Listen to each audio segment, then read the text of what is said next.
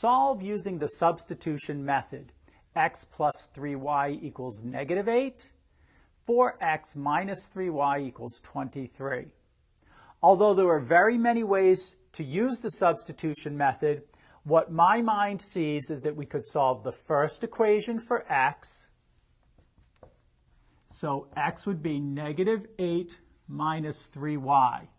We would now substitute that value of x into the second equation. We replace x with negative 8 minus 3y. So 4 times negative 8 minus 3y equals 23. Now we solve this equation for y. We need to distribute the 4. 4 times negative 8 is negative 32. 4 times negative 3y is negative 12y. Minus 3y equals 23. We will add 32 to both sides. 23 plus 32 is equal to 55. Negative 12y minus 3y is negative 15y.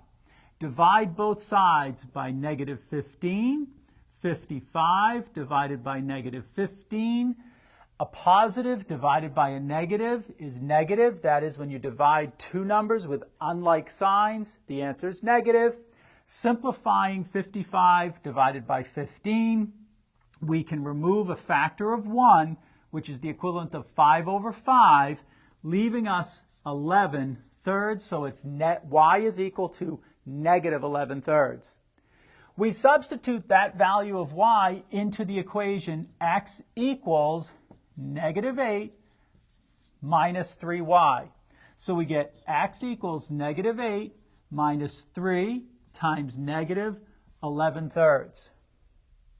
We'll see that we can remove a factor of 1, 3 over 3, and what we have is negative 8 minus negative 11 is plus 11, so x is equal to negative 8 plus 11 is 3.